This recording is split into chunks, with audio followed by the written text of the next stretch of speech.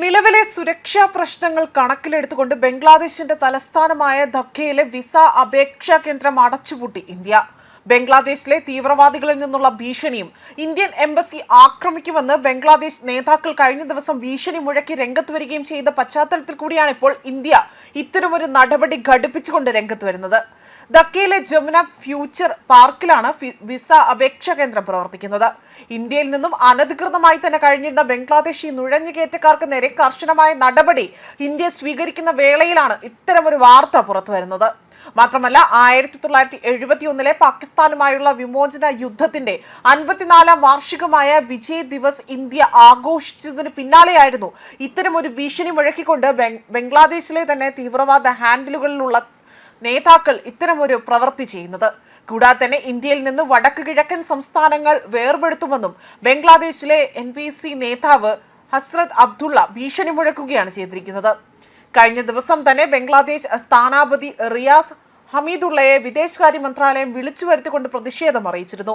ധക്കയിലെ Indian നയതന്ത്ര കാര്യാലയത്തിന് ചുറ്റും തന്നെ അരക്ഷിതാവസ്ഥ സൃഷ്ടിക്കാനുള്ള തീവ്രവാദ ഗ്രൂപ്പുകളുടെ പദ്ധതിയിലുള്ള ആശങ്കയും ഇന്ത്യ അറിയിക്കുകയും ചെയ്തിരുന്നു. ഇന്ത്യൻ നയതന്ത്ര ദൗത്യങ്ങളുടെ സുരക്ഷ ഇടക്കാല സർക്കാർ ഉറപ്പാക്കണമെന്നും ആവശ്യപ്പെടുകയാണ് ഉണ്ടായത്.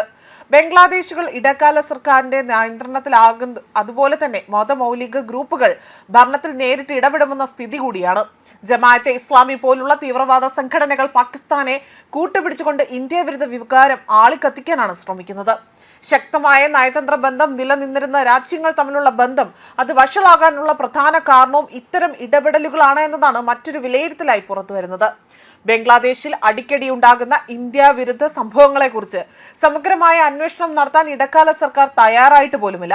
കഴിഞ്ഞ ദിവസങ്ങളിലെല്ലാം തന്നെ വിഷയത്തിൽ അവർ പങ്കുവയ്ക്കുകയും അതായത് ഇന്ത്യക്കുള്ള ആശങ്കയും പ്രതിഷേധവും ബംഗ്ലാദേശ് ഹൈക്കമ്മീഷന്റെ വിദേശകാര്യ മന്ത്രാലയം അറിയിക്കുകയും ചെയ്തതാണ്. അതേസമയം ധക്കയിലെ ഇന്ത്യൻ നയതന്ത്ര കാര്യാലയത്തിന് ചുറ്റും സുരക്ഷാ സാഹചര്യം സൃഷ്ടിക്കാൻ ചില തീവ്രവാദ ഘടനകൾ പദ്ധതിയിടുന്നുണ്ട് എന്നതാണ് വിദേശകാര്യ മന്ത്രാലയം ഇപ്പോൾ അവിടുത്തെ ബംഗ്ലാദേശ് പ്രതിനിധി റിയാസ് ഹമിയുള്ള വിളിച്ചു വരുത്തിക്കൊണ്ട് അറിയിച്ചിരിക്കുന്നത്. നയതന്ത്ര ബാധ്യതകൾക്ക് അനുസൃതമായി തന്നെ ബംഗ്ലാദേശിലെ ദൗത്യങ്ങളുടെയും പോസ്റ്റുകളുടെയും സുരക്ഷ ഇടക്കാല സർക്കാർ ഉറപ്പാക്കുന്നത് അത് ഞങ്ങൾ അത്തരം കാര്യങ്ങൾ പ്രതീക്ഷിക്കുന്നതായും ഇന്ത്യ വ്യക്തമാക്കിയിരുന്നു. ബംഗ്ലാദേശിലെ വഷളായിക്കൊണ്ടിരിക്കുന്ന സുരക്ഷാ അന്തരീക്ഷത്തെക്കുറിച്ചുള്ള ഇന്ത്യയുടെ ശക്തമായ ആശങ്കകൾ ദൂതനെ അറിയിച്ചിരിക്കുകയാണ് എന്നതാണ് ഇപ്പോൾ കേന്ദ്രം വ്യക്തമാക്കിയിരിക്കുന്നത്. ന്യൂസ് ഡെസ്ക് കർമ്മ ന്യൂസ്.